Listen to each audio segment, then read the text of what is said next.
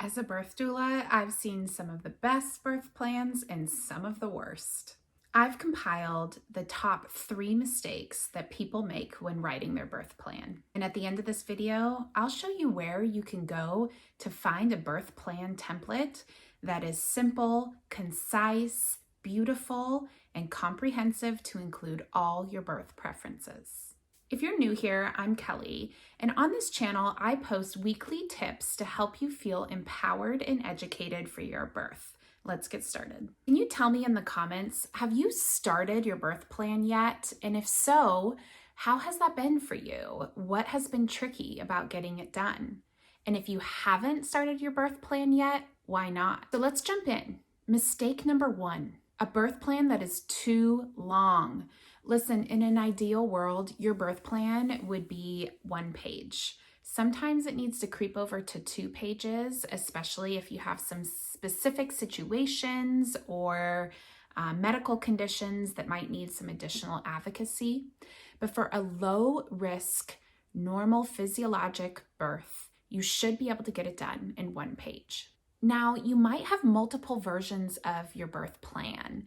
So the 1-page one is for your medical providers. Maybe you have a longer one that's for you or your partner or your doula or whoever is going to be in the room with you continuously throughout your labor. But for those medical providers, keep it short and simple and very direct. Which brings me to my next point. Mistake number 2, know your audience. Who are you writing this birth plan for? And you might have multiple versions of your birth plan. Maybe the first one is more of a draft that you are using as an exercise for yourself to get educated and motivated to ask questions to your provider about your birth preferences. You might have a more detailed version that you talk through with your partner or your birth doula, if you have one, whoever is going to be there with you continuously supporting you. But when it comes to creating and presenting a birth plan for your medical providers, this means your OBGYN or your midwife or showing the nurses at the hospital, you're gonna want that to be specific to the medical decisions that could or could not be made during your birth. You're gonna wanna make that specific to the medical side of your birth and specific for the birth interventions that you consent to or refuse to explicitly. The birth plan that you bring to the hospital or share with your medical provider shouldn't include things like your favorite birth affirmations or the type of aromatherapy that you'd like to use during your birth. All of those things are super important and really good to define with your birth team, your support people.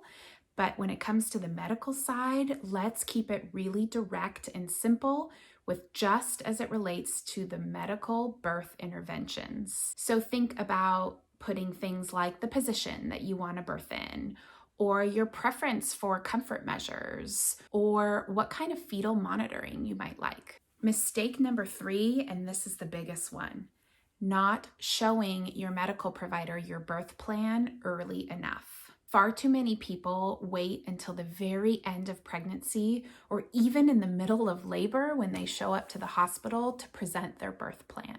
This is a mistake because birth is not a one-size-fits-all approach. And your medical provider might have one way in which they manage and support and view birth.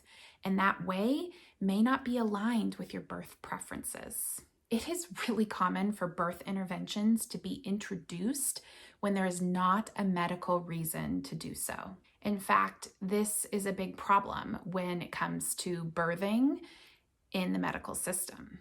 And listen, I'm so glad that those medical interventions are there because oftentimes they can be really wonderful tools throughout birth, especially when you run into a high-risk situation or you explicitly consent to wanting those interventions.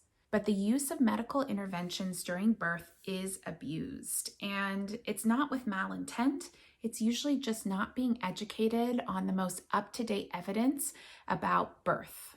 And so if you're not having these conversations early on with your provider, telling them what you prefer and asking really good questions about how they typically support or manage the different stages of birth, then you might run into a problem later in pregnancy or even during labor where you realize, shoot, I didn't hire the right person.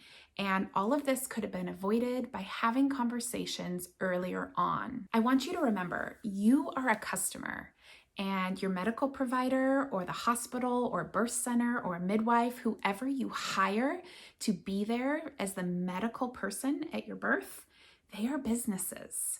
This is a supply and demand situation.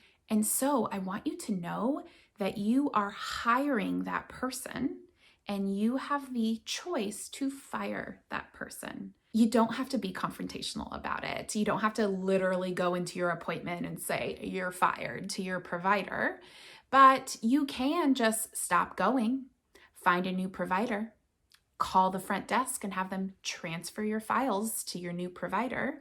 No explanation required. You have the right, and it's worth the effort.